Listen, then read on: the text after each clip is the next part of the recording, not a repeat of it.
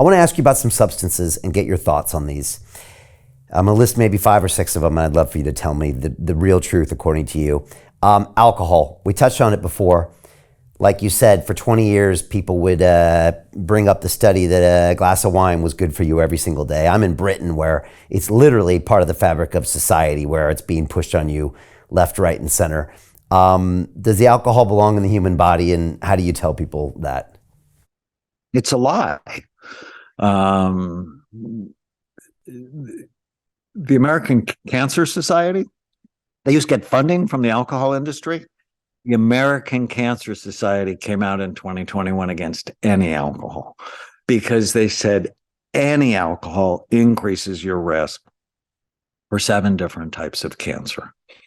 Alcohol is a disinfectant. Jim Beam actually turned its whiskey plants into hand sanitizer plants.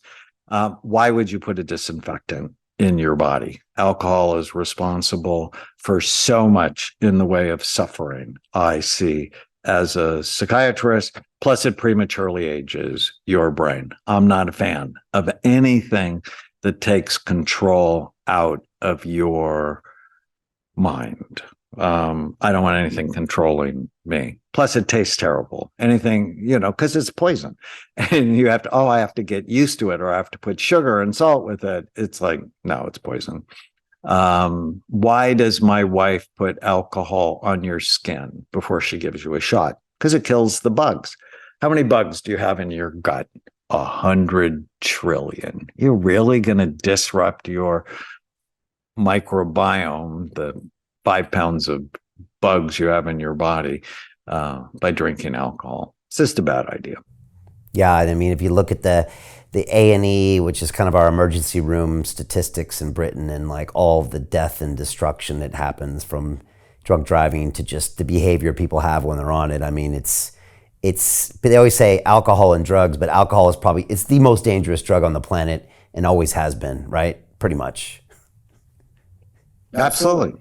Yeah. I mean, the first story of alcohol in the Bible was a bad story. It was about Noah getting drunk after the flood, and caused intense family drama.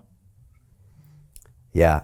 It's fascinating. Now that I'm out of it, I look at this, the way it's sold to us. It's just fascinating. The whole wine industry and the whole nonsense storytelling that goes beyond that, and the wines and the vintages, or the premium brands and the stories they put and the logos on the thing, or you said the fruits that you have to put into it so you can get it past your palate that knows better. I mean, it's just this fascinating, fabricated lie to con you into doing something that is terrible for you. And once people can see that, you could probably start looking for it in other places in your life as well. But it's fascinating how it's developed, and it's really dangerous, isn't it? During the Super Bowl, there were 30 beer commercials. I'm just like, I mean, when you look at the world through my eyes, you just see the shit show.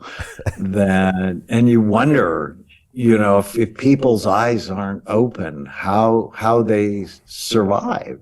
Because they're certainly not thriving. Alcohol does not increase thriving. And that's what I want. I want to thrive.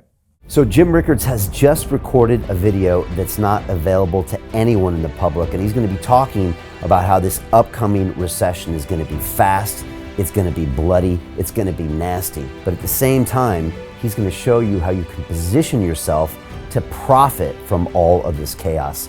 Now, we've made this video only available to our viewers. Go to londonreal.tv/Jim. Watch that immediately. I can't say enough good things about Jim Rickards. He understands the global economic system better than any guest I've ever had on London Real. His predictions are almost uncannily true, and you can learn how to profit from his vision, from his expertise, and his understanding of economics. So go to londonreal.tv/Jim or click the link below. It's an excellent, excellent look on what's going to happen in the future and how you can position yourself to profit from that. Jim is one of the best in the business, one of my favorite guests on London Real, and he's very, very good at predicting the future and showing us all to profit from it. So click the link, and I hope you enjoy. The greedy bankers are about to do it again. In 2008, they crashed our financial system and nearly bankrupted the entire global economy. Then they received trillions of dollars in government bailouts. And after, they demanded fat bonuses paid for by you, the taxpayer. It turns out the banks haven't just been screwing the American taxpayers, they're also screwing over their investors. Turns out the banking industry is the worst place you could put your money, despite enormous taxpayer bailouts. Now the bankers are back to take away your financial freedom. They lie and tell you that cryptocurrency isn't safe. They try to make it illegal for you to choose how to invest your hard-earned money. They lie and say cryptocurrency is used by money launderers and criminals. But look at the record. It's the banks themselves that launder hundreds of billions of dollars every year to the biggest criminal operations in the world. Leaked documents have revealed how some UK banks have helped criminals, money launderers and Russians under sanctions. American authorities discovered that the Sinaloa cartel moved $881 million through HSBC accounts as bank officials turned a blind eye to the illegality. The bankers lie and say cryptocurrency is not a real investment. Meanwhile, the smartest CEOs in the world are buying billions and billions of it. The truth is that banks lie about cryptocurrency because it makes them scared. The banks take $9 trillion per year of your hard-earned money, and they are worried that they will finally be exposed. They're scared because crypto means they can no longer control your money, which means they can no longer control you.